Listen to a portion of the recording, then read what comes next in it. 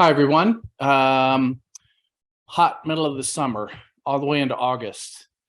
Can't help but talk about what's going on in the world. In our world right now, it is hot and it is dry or too wet. That is a good description in this country right now. This week, I was down in West Virginia, adjacent to all the horrible flooding that is occurring in eastern Kentucky, where they're still searching for people lost in record downfalls of rain, with estimates that go into 18 inches over the period of a couple of hours in an area that does not accommodate that level of downfall of rainfall that quickly. So some of my friends are down there, part of the rescue process, part of an enormous rebuild, part of what will take years to try to help people recover, and unfortunately significant loss of human life that hasn't even occurred yet. It is the worst non-tropical flooding disaster in the country in decades, and so keep those people in mind in the ongoing risk to the rescue people who are now facing what the rest of the country is facing, which is heat, insects, critters, the dry and very hot weather over much of the country.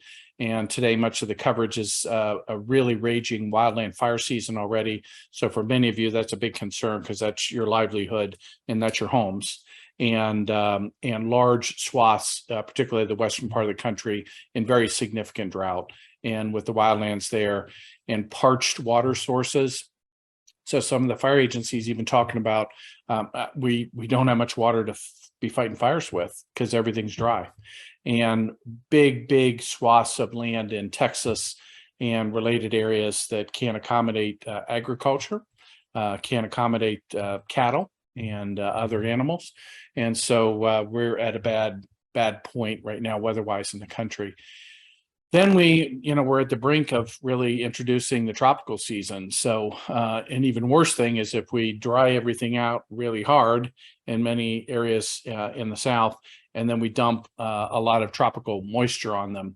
So here we are in the catch-22, wildland people very busy and preparing for an even busier fall, very dry water sources, and people doing rescue in circumstances that's kind of complicated.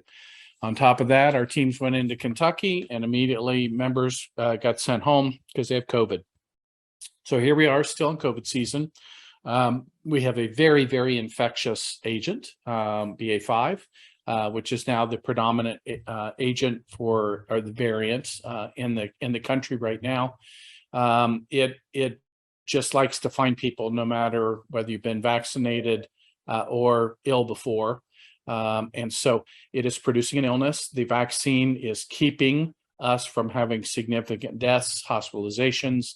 Amongst all of my agencies that I work with, we've had a lot of people who've picked up the illness, but 5 days at home, they're getting better. It doesn't feel good. It feels really crummy, particularly when you have high fevers associated with it and all the muscle aches and you're tired.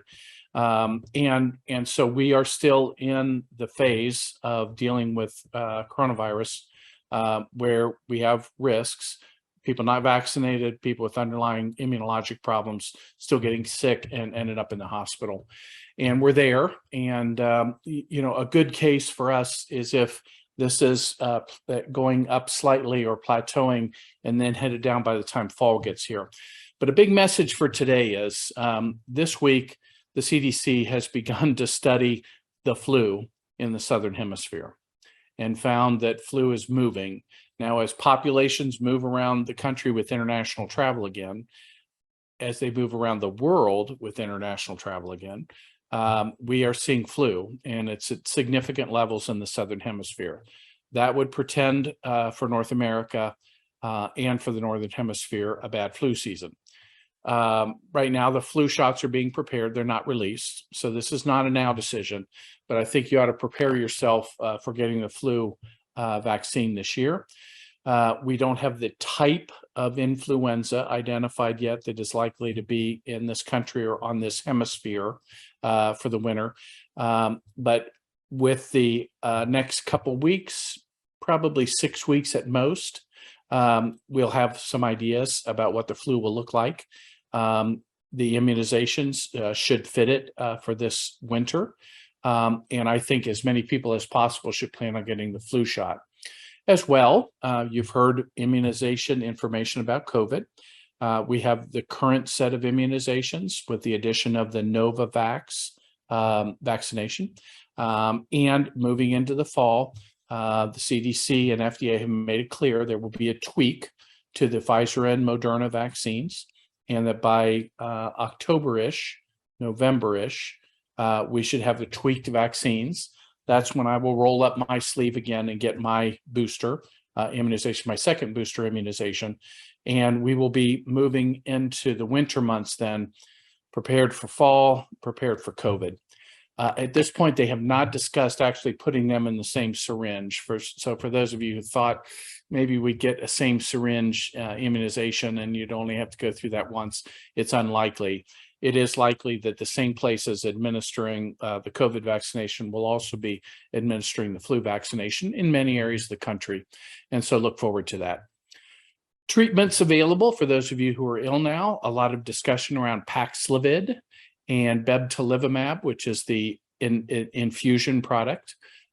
Those, again, seem to be effective in keeping people from getting serious illness when they have the illness to begin with and have risk factors and want to be treated.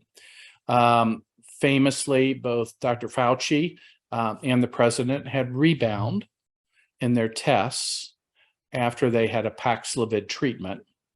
And neither of them had bad symptoms or infected other people in their rebound phase. But just so you're aware, that has been identified with Paxlovid as one of the potentials. Right now, for those of you in stressed environments, remember taking good care of yourself, hydrating, protecting yourself from the sun, protecting yourself from insects. That was one of the things that's really key in a place like Kentucky, where our friends are attempting still to do rescue. And that water, was a prime breeding ground for mosquitoes. And so we're running into mosquito-borne illnesses, tick-borne illnesses, and other things. And that's clearly much of the country moving into the fall. The dry areas, heat and almost baking heat is going to be a problem. The insects are not a problem there. And all of you will be concerned about and responding to brush fires, wildland fires, et cetera. So we're moving through the summer. We are thinking about the fall in terms of our health. And I hope that you are enjoying a little time. 3 weeks, kids will be going back to school, and we'll be thinking about school-related activities. And we'll continue to be evolving what we need to do to prepare for this respiratory season. So take good care of yourself, get some relaxation in, some mental health breaks when you have a chance. Enjoy some warm weather and sunshine, because we like that vitamin D, and you should too. And take care of yourself till next week. 2 weeks. Doc Talk. It's the beginning of August. Enjoy the season. Take care of yourself. Be safe.